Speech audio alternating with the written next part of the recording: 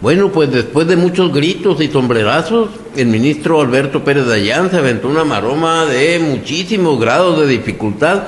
y, fustigando la reforma judicial, permitió que esta pasara al votar en contra del proyecto de su colega Juan Luis González Alcántara, en medio de un debate del que, no tenga usted la más mínima duda, no vimos ni el 10%. Durante meses fuimos testigos de las más elevadas elaboraciones teóricas, los más intrincados retruécanos de la retórica jurídica y los más sesudos análisis sobre todos los aspectos de la multicitada reforma judicial. Lo que no vimos, aunque aquí se advirtió desde hace tiempo, fueron las manitas de Cochi y las intensas jornadas de negociación política entre los operadores del gobierno federal y cualquiera que se asumiera como interlocutor en este proceso,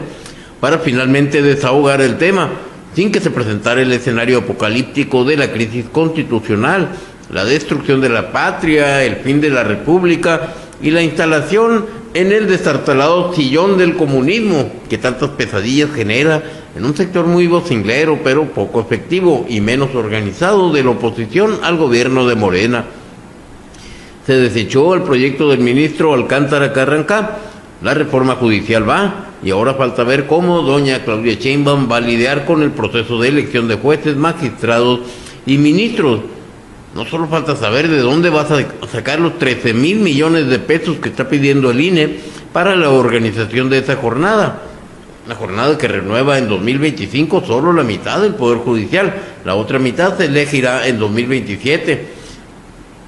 También es un enigma saber cómo va a operar el aparato de justicia renovada por la vía del voto popular. Quienes gustan desgarrarse las vestiduras por la catástrofe que presuntamente sobrevendrá a este proceso,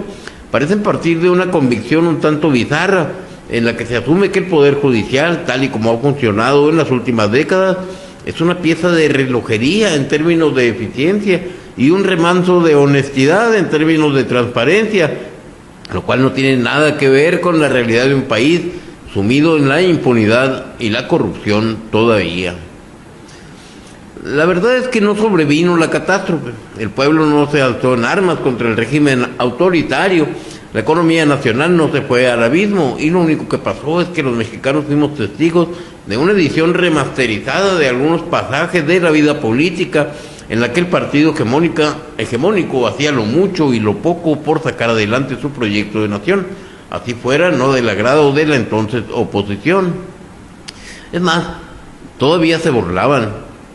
Los millennials, centennials y generación Z no lo recuerdan, pero hubo un tipo que además de diputado federal fue dirigente nacional del PRI, al que la historia registra con el nombre de Humberto Roque Villanueva, que cuando la mayoría tricolor aprobó el incremento del IVA del 10 al 15%, pasó a la fama con la famosa Roque Señal, que fue una teatralización de un acto de fornicación en medio de las curules de San Lázaro. De Roque Villanueva ya casi nadie se acuerda, y de aquellos tiempos en que a la izquierda le tocó poner no solamente la otra mejilla, sino los muertos, los desaparecidos, encarcelados, reprimidos, investigados y perseguidos por el régimen. Solo se acuerdan los que hoy, no sin una buena dosis de revanchismo y festín de venganza, no dudan en equipararse a aquel patibulario sujeto que se cogió a todo México con el incremento al IVA, porque así convenía al régimen en funciones, y salen a soltar con la frescura cínica de Gerardo Fernández Noroña un tengan para que aprendan, que de una y muchas maneras equivale a la roqueseñal de aquel entonces, en cuanto a la arrogancia con la que se ejerce el poder sin cortapisas y se ningunea a la oposición, hoy como ayer, literalmente doblegada. La historia da, por supuesto, muchas vueltas. Gracias.